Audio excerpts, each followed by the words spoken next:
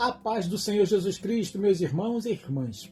No último vídeo abordamos o capítulo 4 do Apocalipse, no qual o apóstolo João relata a visão que teve do trono de Deus. Neste domingo, recebemos um pedido para falar a respeito da visão tida por Ezequiel. Esse pedido foi interessante por dois motivos. Primeiro, assim como João, Ezequiel também teve uma visão do trono de Deus. Segundo, é que nas próximas sextas-feiras compartilharemos 2 vídeos sobre o significado dos símbolos existentes no Apocalipse. Sendo assim, como o livro de Ezequiel também é repleto de simbolismo, entendemos que o pedido feito para falar sobre a visão de Ezequiel não foi uma coincidência, mas um agir de Deus para que o seu povo não pereça por falta de conhecimento. Vamos mergulhar no primeiro capítulo de Ezequiel? Preparados? Vamos em frente então. Você já sonhou com o céu? Já sonhou com Deus? Pois é, Ezequiel, bem como João, foi um dos poucos homens que teve a felicidade de vislumbrar o céu e a glória de Deus, e ainda vivo narrar essa maravilhosa experiência. Isso foi tão impactante para Ezequiel que ele mesmo afirma que ficou atônito por 7 dias, Ezequiel 3,15. Mas o que foi que afinal Ezequiel viu assim de tão assustador? Pois bem, Ezequiel teve a visão de uma nuvem tempestuosa, vindo do norte, e no centro dela havia algo como metal brilhante e um resplendor ao seu redor. Quando essa nuvem chega perto dele, ele vê 4 seres viventes, que mais tarde são identificados como querubins, Ezequiel 10:20. Ou seja, seres angelicais que manifestam aos seres humanos a santidade e a glória de Deus, conforme 1 Crônicas 28:18. Cada um desses seres tem 4 rostos, de homem, de boi, de leão e de águia, representando a criação por Deus dos seres viventes, conforme Apocalipse 4:7. Os seres estão voando de um lado para outro dentro da luz resplandecente e são dirigidos pelo Espírito, que certamente é o Espírito Santo. Esses seres eram como carvão em brasa, e essa brasa fala da santidade de Deus, conforme Êxodo 3:1-5, e também fala do juízo divino castigando o pecado.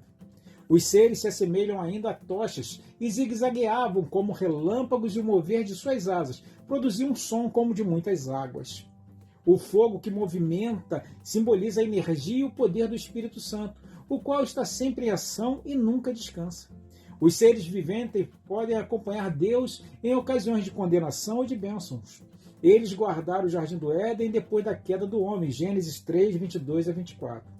Sobre a Arca da Aliança, nas extremidades do propiciatório, estavam 2 querubins de ouro, Êxodo 25:18-22. Em Ezequiel 1, os querubins manifestam aos judeus cativos em Babilônia a glória e a santidade de Deus por meio da visão dada ao profeta. Entre esses seres haviam 4 rodas que tocavam na terra e alcançavam os céus, e essas rodas podiam ir em 4 direções e não se viravam quando giravam. Olhos brilhantes haviam nos aros das rodas, e as rodas, como criaturas de 4 rostos, eram ativadas e controladas pelo espírito dos seres viventes, obedecendo instantaneamente a cada ordem que lhes era dada. Ezequiel vê uma espécie de carro-trono em constante movimento, e o Criador é manifesto num trono móvel que nunca para, e que vai para onde o Espírito ordena. Todos esses objetos e criaturas estavam em movimento e criando um som ensurdecedor, quando, de repente, tudo silenciou. O silêncio total foi quebrado pelo som de uma voz que vinha do alto. Ezequiel olhou e viu acima de um fulgor cristalino um trono de safira azul. No meio do trono encontrava-se a glória de Deus, aleluias, na forma de fogo e metal incandescente. Circundando o trono havia um arco-íris com um resplendor multicor. Esta foi a visão de Ezequiel, que para muitos, sem sentido, misteriosa e confusa. Entretanto, devemos entender que ela é uma representação simbólica do mundo espiritual invisível.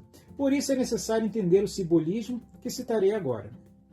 A nuvem tempestuosa representa a vinda do julgamento divino sobre Jerusalém. Deus estava pessoalmente entronizado no centro, acima da nuvem do juízo. Ele aqui é retratado num trono com rodas, cercado de servos que o atendiam no que desejasse. O símbolo do trono com rodas serve para demonstrar a universalidade de Deus. Sua presença e o seu poder não estavam limitados ao templo em Jerusalém. O vasto espaço azul entre Deus e suas criaturas representa a santidade de Deus. A presença de Deus, como a de um fogo ardente, representa sua justiça, enquanto que o arco-íris representa sua misericórdia e fidelidade para com aqueles que o amam. As rodas gigantescas simbolizam o atributo da onisciência de Deus, olhos nos aros das rodas, e de sua onipresença, rodas dentro das rodas. Os 4 seres juntos possuem aparência radiante, porque refletem a glória daquele a quem serve. Eles são identificados com os querubins que ornamentavam o tabernáculo, aos quais é feita referência em Ezequiel 10, 15 a 20 e Apocalipse 4, 6 a 8. Suas características de inteligência, atitudes de servo, poder e natureza celestial são representadas na face do homem, do boi, do leão e da águia. Esses seres tinham as mãos para servir e asas para a mobilidade, moviam-se ao impulso das ordens de Deus. A aparência do fogo resplandecente sobre a nuvem e os relâmpagos que dela saíam falam de julgamento divino prestes a acontecer. O propósito dessa visão foi ensinar a Ezequiel a importante verdade de que o julgamento divino sobre Israel era iminente e inevitável, mas Deus, que estava sentado sobre o trono, acima de tudo, estava soberano no controle de cada detalhe da vida dos judeus. Chegamos ao final deste vídeo, no qual falamos sobre a visão tida por Ezequiel e narrada no primeiro capítulo do livro que leva o seu nome. Importante frisar que, assim como o profeta precisava de uma visão da glória de Deus a fim de prepará-lo para servir ao Senhor, de igual forma, nós também precisamos experimentar o poder da glória de Deus antes de ingressar na sua obra. Por fim, quero deixar meu abraço fraterno aos pastores Ismael Batista, Ismael Silva e também ao presbítero Eliseu, todos de São José do Cedro, pelos quais temos grande admiração, carinho e respeito. Fiquem com Deus, que Deus os abençoe em Cristo Jesus.